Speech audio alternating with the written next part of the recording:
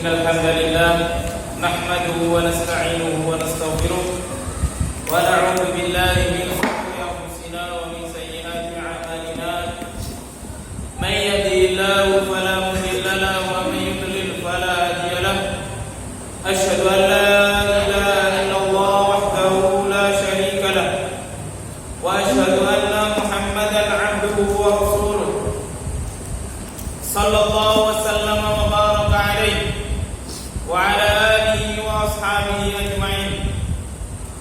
أما بعد فإن أصدق الحديث كتاب الله وخير الهدى هدى محمد صلى الله عليه وسلم وشر الأمور محدثاتها فإن كل محدثة في الدين بدعة وكل بدعة ضلالة وكل ضلالة في النار.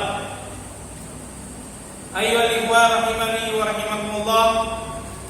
Pada kesempatan malam hari ini kita akan membahas lanjutan dari kitab Bulughul Maram min Adillatil Ahkam pada bab yang baru, babu izalatil najasati wa bayaniha.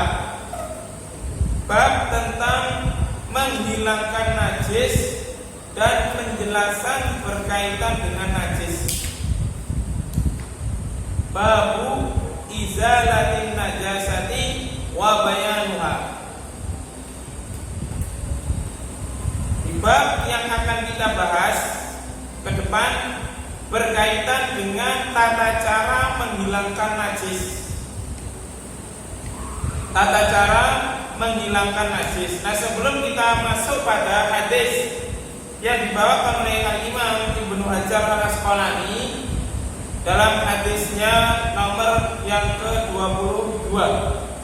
Sebelum kita membahas tentang hadisnya, kita akan bahas terlebih dahulu berkaitan dengan najis. Karena di situ ada wafihi masail. Di dalam hal yang berkaitan dengan najis itu ada beberapa masalah permasalahan fikih yang akan kita bahas.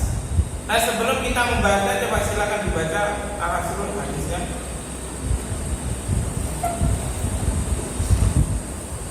Bismillahirrahmanirrahim. An Anas bin Malik radhiyallahu anhu qala su'ila Rasulullah sallallahu alaihi wasallam 'anil khamr tuttakhadu qalan qala la akhrajahu Muslim. Wasil. وعنه رضي الله عنه قال لما كان يوم خيبر أمر رسول الله صلى الله عليه وسلم أبا طلحة فنادى إن الله ورسوله ينهيانكم عن لحوم الخمر فإنها رجس متفق عليه. عن لحوم الخمر الأهدية.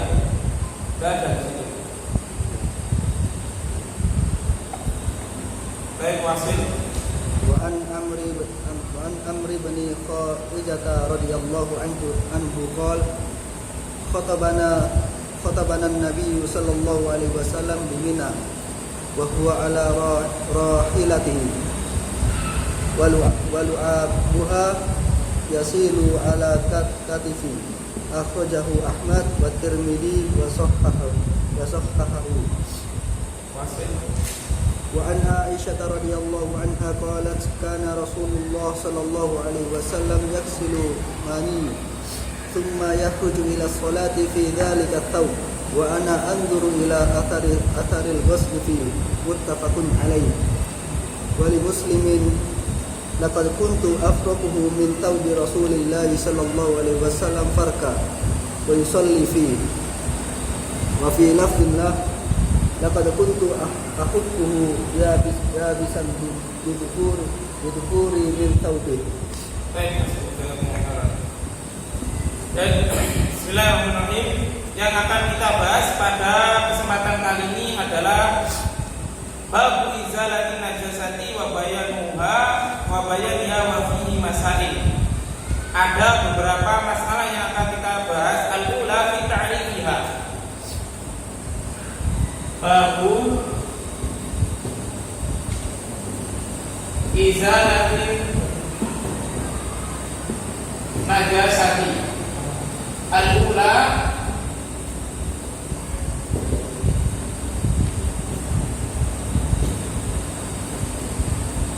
fi ta'rifiha ay ta'rifi izalatun najasah. Yang pertama yang akan kita bahas adalah al-izalah. Al-izalah berasal dari fi'il apa? Al-izalah asrul ahbian fi'il apa? Al-izalatu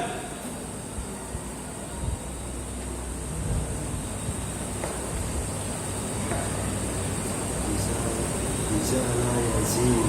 Hah? Izala yazil. Al-izalah dari kata apa? Izala yazil. Izala yazil. Bukan.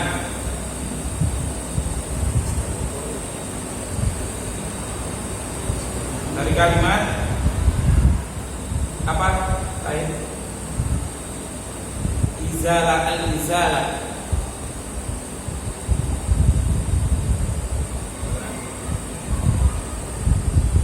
Apa? Azala. Azala yuzilu izalatan. Ngerpen kamu dulu. Azala yuzilu izalatan yuqal azaltu asyai'a izalatan. Maknanya adalah at-tanhiyatu. Jadi izalah berasal dari fi'il madhi azala, kemudian izalatan. Maknanya adalah menyingkirkan.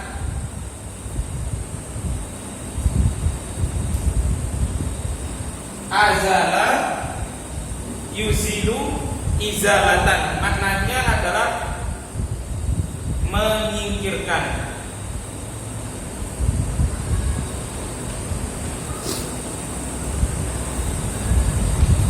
Ini makna kalimat izalah. Adapun an-najasah, di situ ada kalimat izalatun najasah. An-najasah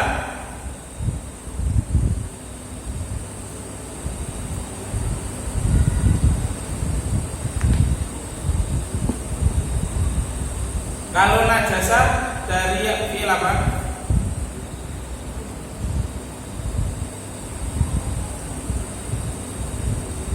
Apa? Kamu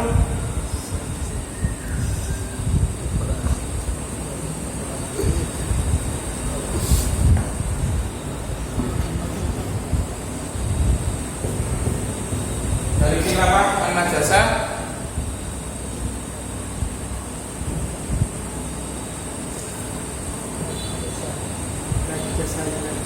Hah? Kalau najasa yunajisu jadi masdarnya tanjisan. Najusa. Hah? Najusa. Najusa. Najusa yang jusu. Najusa dengan huruf jim yang di dhamma. Najusa yang Jusu. jusu. Kemudian jadinya najasun atau najasatun. Artinya adalah kotoran. Jadi izalatun najasah maknanya adalah menyingkirkan kotoran. Dan ini najis, an-najasah ditinjau dari bahasa najusa yang jusu najasun, najasatun. Nah, untuk ini mengikuti wazan apa? Najusa faula yafulu, hanya sampai masdar saja, isim fa'ilnya tidak ada. Isim fa'il sampai isim alatnya tidak ada, hanya sampai masdar untuk wazan fa'ula yaf'ulu.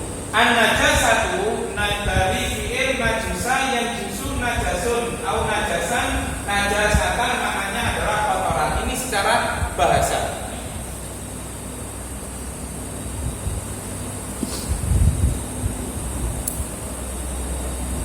Adapun secara istilah, najis adalah kalau ini jamaknya, kata Syekh Abdul Bassam, jamak taksirnya adalah anjasun.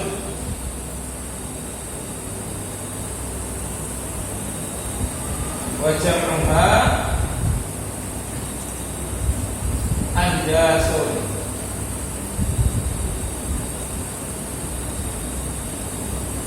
An-najasa syar'an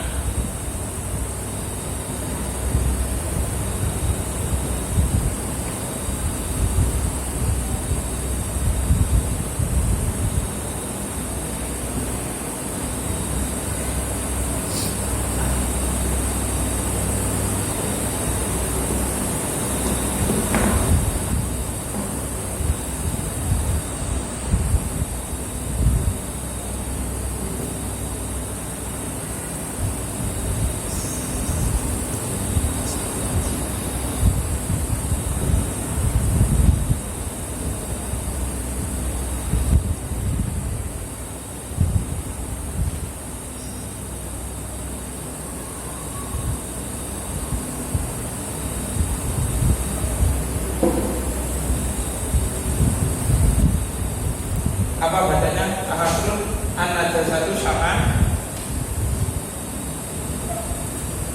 Qadaro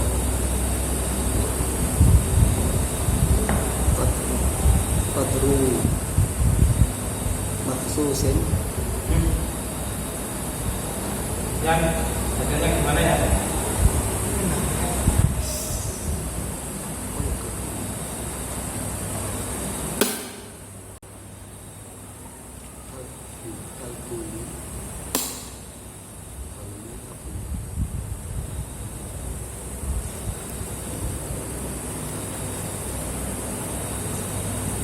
Saya bisa bacanya baik. An-najasatu syar'an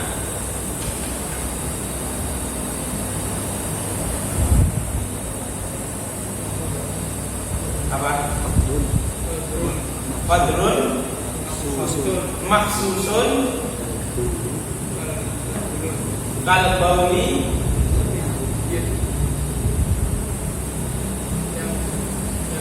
yamna'u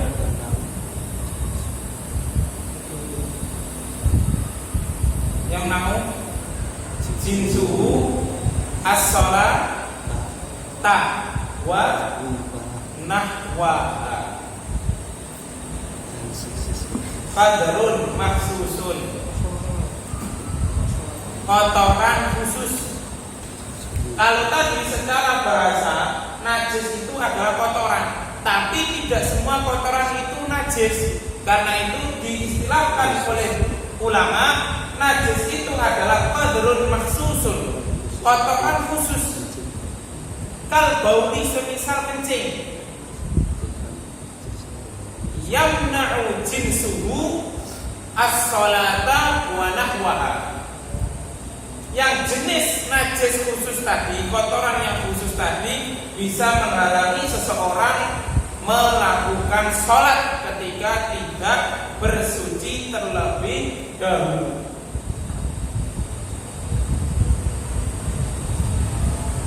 Jadi di sini perhatikan, ulama mendefinisikan najis adalah qadrun mahsusun, kotoran yang khusus. Berarti tidak semua kotoran itu najis. Contohnya kotoran ayam. Tidak ada dalil yang menajiskan kotoran ayam, sehingga kotoran ayam tidak dikategorikan sebagai kotoran yang najis. Paham? Maka di sini diberikan contoh oleh Syekh Abdul Bassam di dalam Tawdihul Ahkam min Bulughil Maram. Beliau menyebutkan contohnya adalah kencing.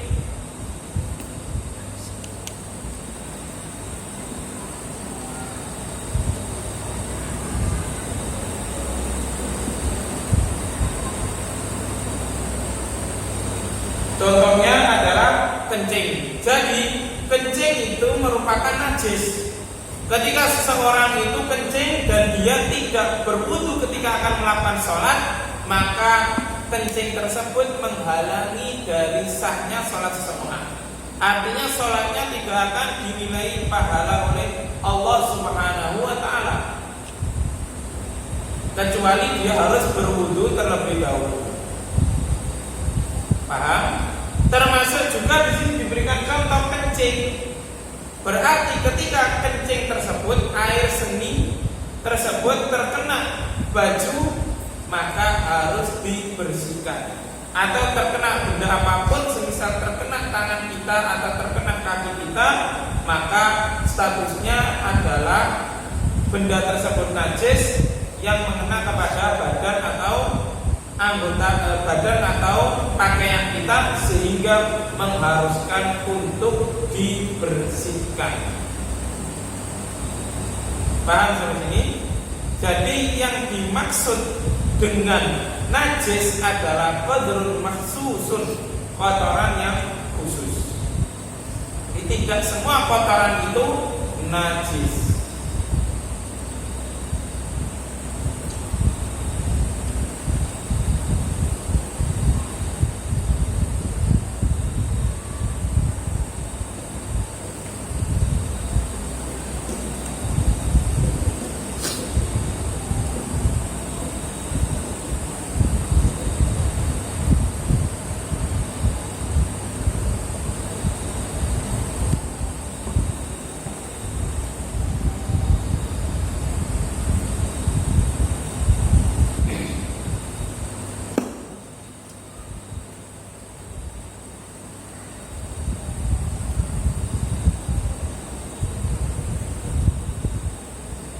Ada pertanyaan sampai sini?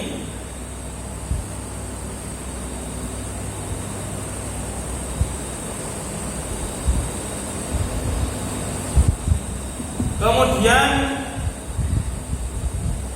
disebutkan oleh ulama bahwasanya najis itu ada dua. Ada najis hukmiyah, ada najis ainiyah.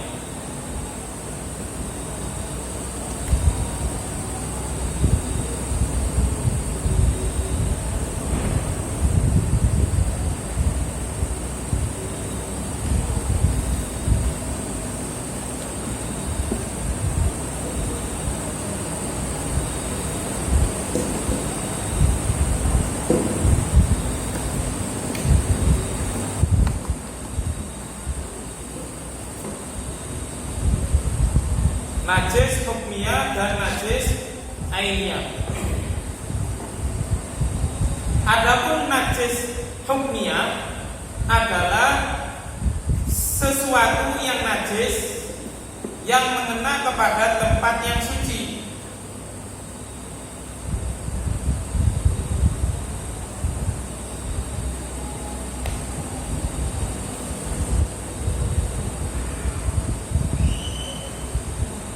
Akan tetapi dia tidak ada bekasnya.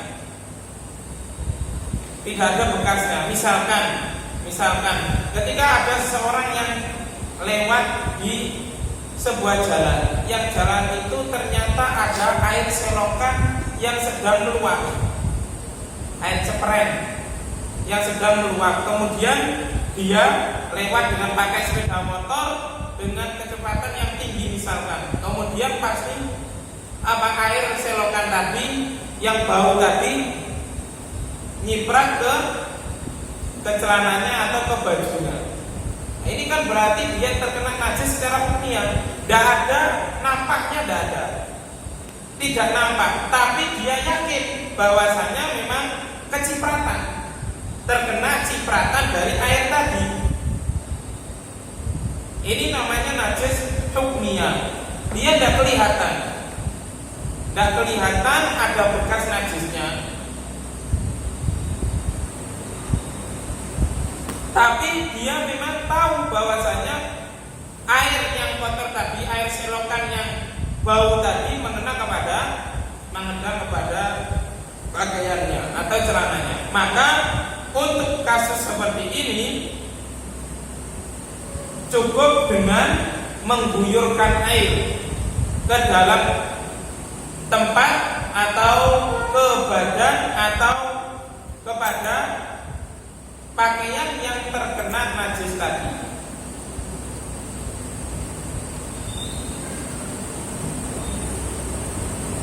Nah, untuk kasus najis hukmiyah, ketika bau maupun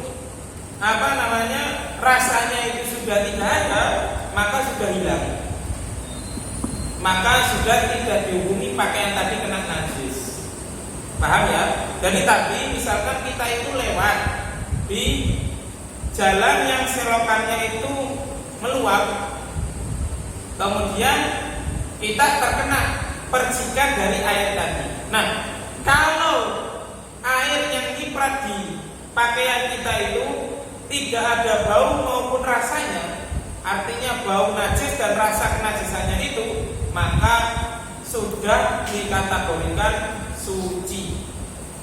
Karena kenapa? Karena sifat daripada angin itu bisa menghilangkan bau najis, termasuk juga sinar matahari. Nah, ini insya Allah nanti akan kita bahas juga pada permasalahan muqaddimahnya sebelum kita masuk pada hadisnya. Paham ya? Jadi jangan kita itu was-was terkena kotoran atau terkena cipratan dari air selokan tadi, kemudian dilepas dan kemudian dicuci sampai bersih atau disiram sampai basah kuyup. Tidak perlu sampai seperti itu. Adapun najis ain yang kedua adalah najis ainiyah. Nah, najis ainiyah ini maka rasa dan baunya harus benar-benar dihilangkan. Harus benar-benar dihilangkan.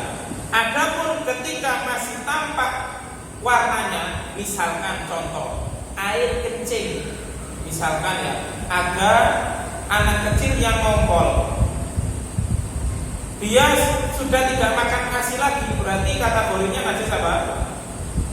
Najis apa? Najis ainiyah yang apa? Mutawasid, yang pertengahan. Jadi najis kan ada tiga, ada najis mukhaffaf, mutawasid, ada mughalladh.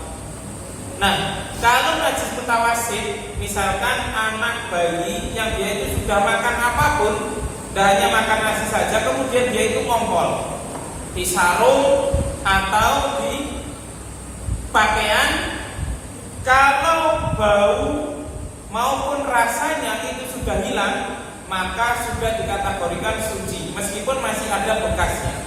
Ini sebagaimana disebutkan oleh Syekh Abdullah Bassam rahimallahu taala dalam kitab Tawdihul Ahkam. Beliau menyatakan amma baqa'ul lawn ba'dal ghusli al-jayyid fala yadurru li'annahu mahfuun anhu.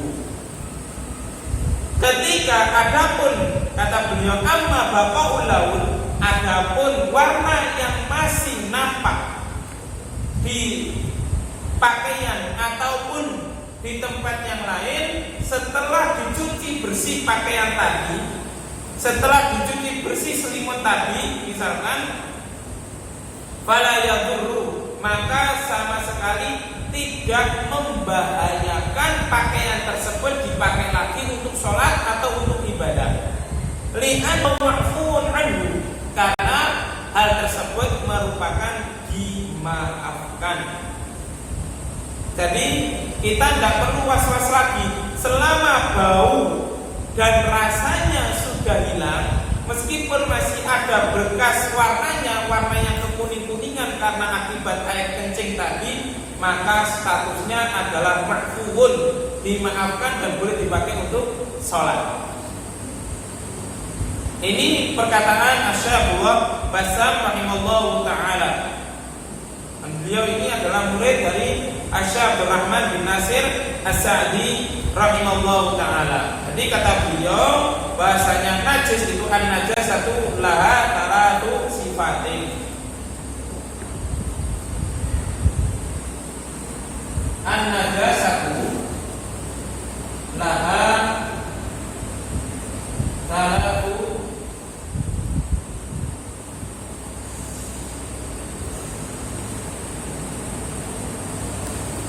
sifatin ta'mun au ta'min wa laun wa ri.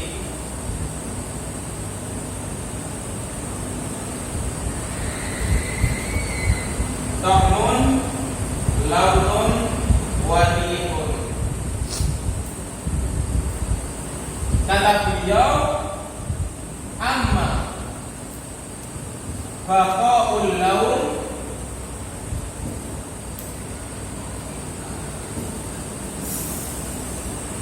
ba'dal ghusl al-jayyid fala yadurruhu li'annahu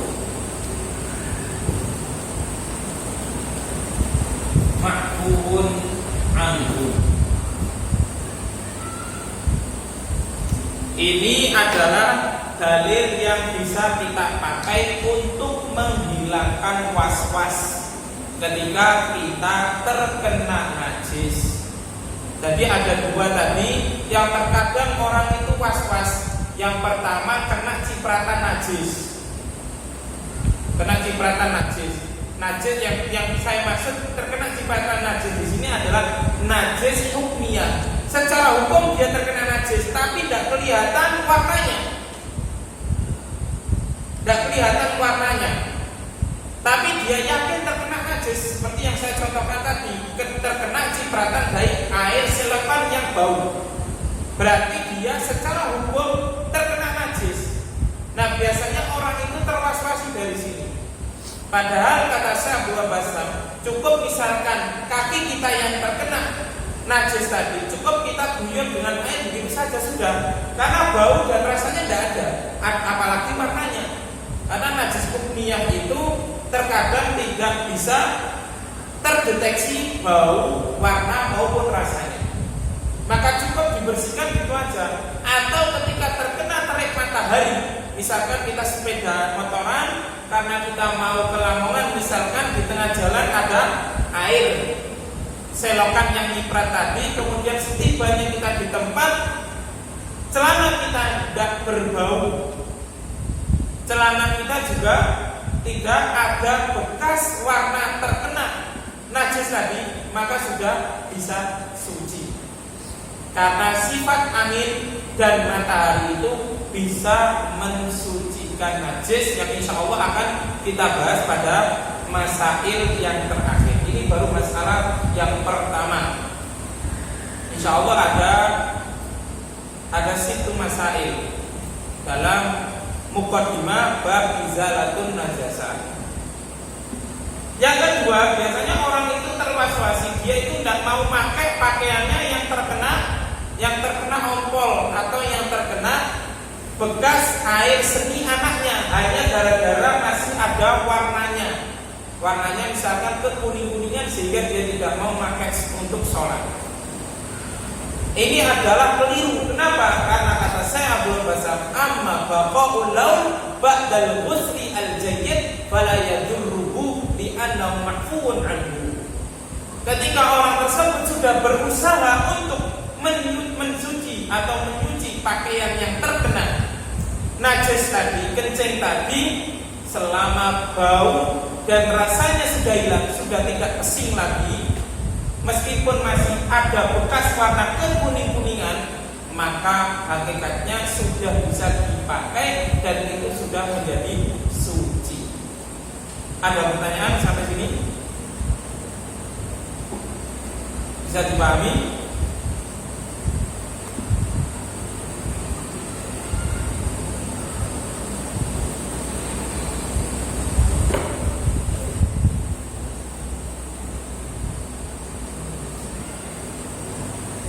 Ada pertanyaan? Silakan. Tidak ada? Kalau tidak ada, al-mas'alatul tsaniyah,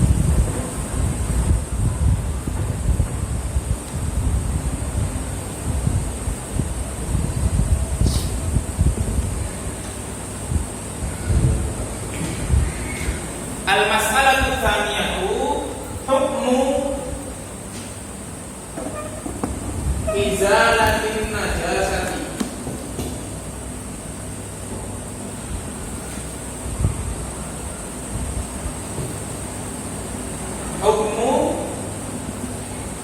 izalatin najasah. Al-masalah tsaniyah, masalah yang kedua yang akan kita bahas adalah berkaitan dengan hukum menghilangkan najis.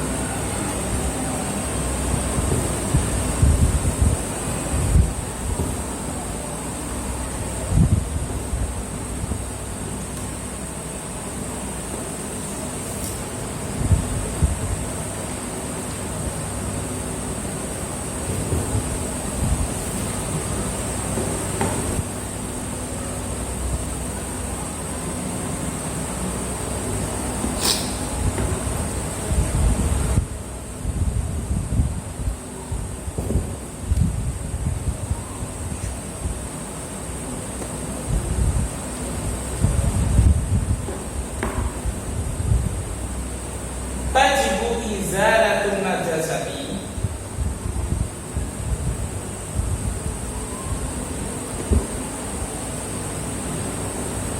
tata'ayyanu 'inda iradatis salati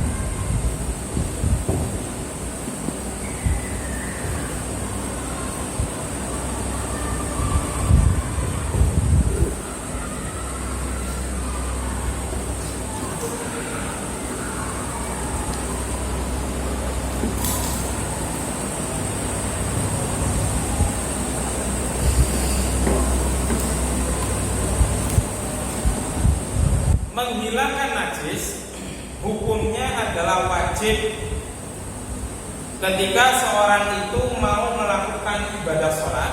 Tajibu izalatun najasati wa tata'ayyanu 'inda iradatis sholati wa nahwi dzalika mimma tushtaratu at-taharah. Wattafaqa al-ulama'u fi dzalika. Jadi hukum menghilangkan najis adalah wajib. Hukum menghilangkan najis adalah wajib.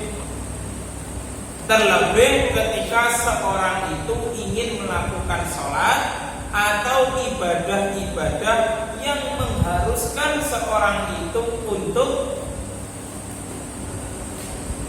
bersuci ketika ingin melakukan ibadah tersebut. Contohnya apa? At-tawaf. Contohnya tawaf. Dan ini merupakan kesepakatan para ulama, baik dari kalangan mazhab Hanafiyah, Asy-Syafi'iyah, Hanabilah maupun Malikiyah. Qala al-Imam Ibnu Hazm rahimahullahu taala, Berkata Al-Imam Ibnu Hazm menukil kesepakatan para ulama tentang wajibnya menghilangkan najis. Ghuslun najasati wajtinabul muharramat fardun bila khilafin. Dalam kitab Al-Muhalla, beliau menyebutkan menyuci atau membersihkan najis dan menghindari segala hal yang diharamkan oleh Allah Subhanahu wa taala fardun bila khilafin, merupakan perkara yang wajib yang tidak ada khilaf di kalangan para ulama.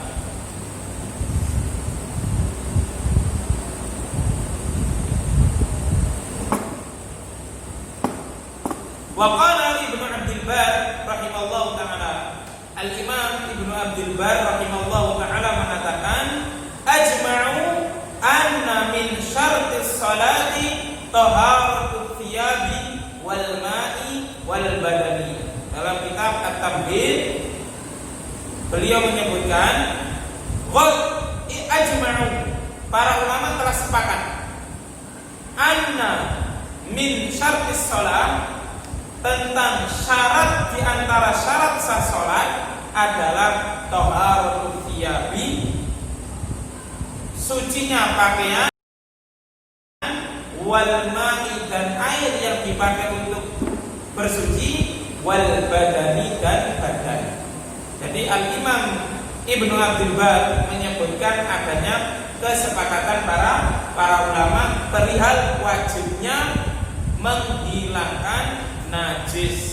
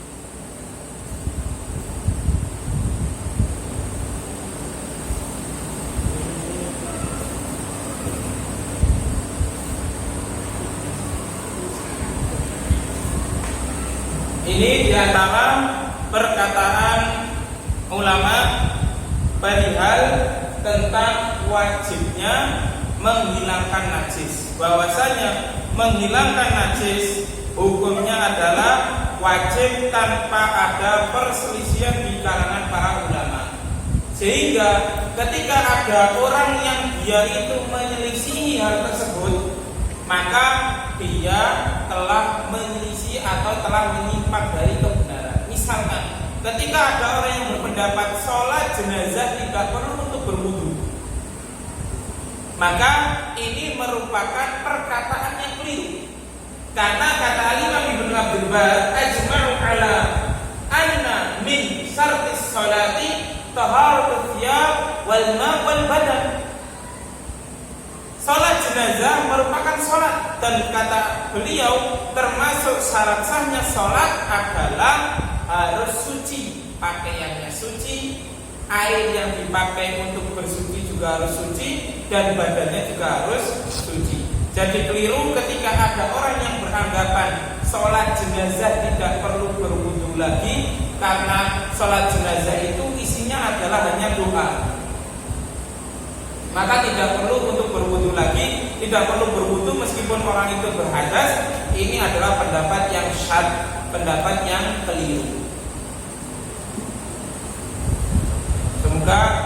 antum tidak menemukan pendapat yang seperti itu. Kalau ana mendengar langsung dari orang yang mengatakan bolehnya sholat jenazah tanpa berwudu dengan alasan sholat jenazah itu isinya hanya doa.